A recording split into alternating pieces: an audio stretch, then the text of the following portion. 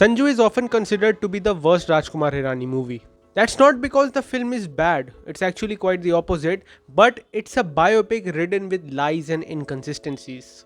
In the words of my friend and podcast host Sunny from UD Rants, the theme of Sanju is that You can fuck 308 women, that includes your friend's fiancé, do drugs, be an irresponsible citizen, and still have a good heart. I mean, good enough to give a chance to a debutant filmmaker who can then, after getting popular, make a movie to whitewash your image.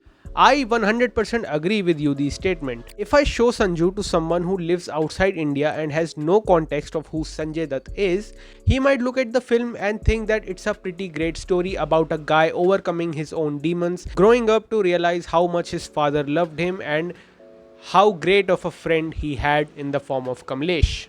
Now, I'm not trying to compare the two films, I'm just saying that if someone watches Sanju with no context of real life incidents, he might actually look at the film with the same lens as he might look at Forrest Gump, the extraordinary life of a man. I've said this before and I'll say it again. Sanju has a really great structure and narrative style and amazing performance which makes Sanju a film which packs a punch. Had Sanju been a work of fiction, it would have been a great film.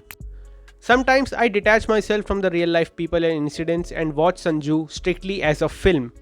And when it comes to the craft of filmmaking, Sanju is a very well made film, one of the finest films ever made in Bollywood. One of the major gripes I have with Sanju is the fact that it is set in Bollywood but has no cameo from any other celebrity except Tabu.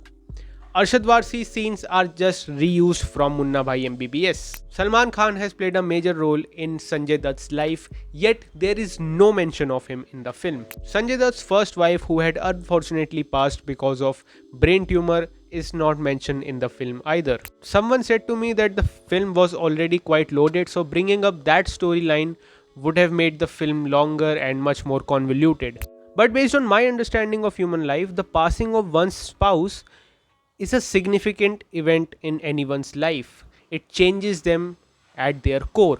Hence, a tragedy like that should have been covered in a film that is said to be a biopic. Now, one might say that there are already two tragedies in the film, the passing of both of his parents. But that's the thing, Sanjay Dutt's life is actually very tragic, with a lot of people who are close to him passing away.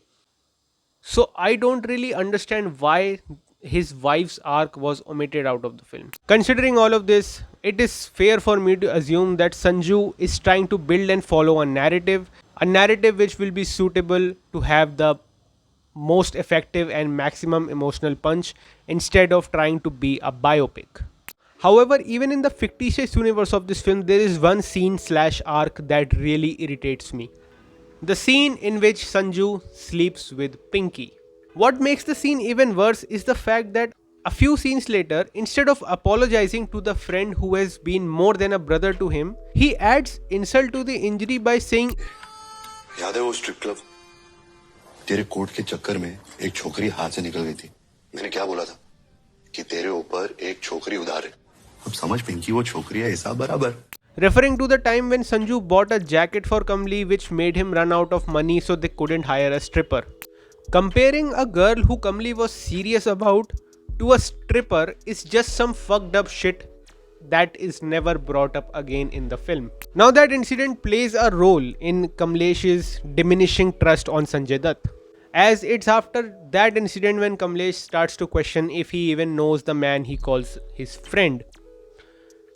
And it also makes sense that Kamlesh immediately leaves Sanjay Dutt's house after reading the newspaper and does not try to confirm anything from Sanjay Dutt directly. But like Sunny said, the theme of the film is that you can be an irresponsible drug addict, a sex addict, a terrible son, and even worse of a friend, yet have a heart of gold. Most of the events in this film just happen with Sanju being a passive character. And the few times he decides to be an active character, it is portrayed as if we are supposed to look at his heart and intention behind his actions instead of the actions themselves. क्या किया मैंने किसी को मारा है किसी पे गोली चलाई है बस एक गन रखी वो भी आपको प्रोटेक्ट करने के लिए I have quite a love-hate relationship with this film.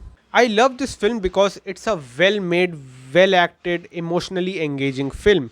But at the same time, the hate towards this film comes from the fact that it's just a manufactured PR propaganda.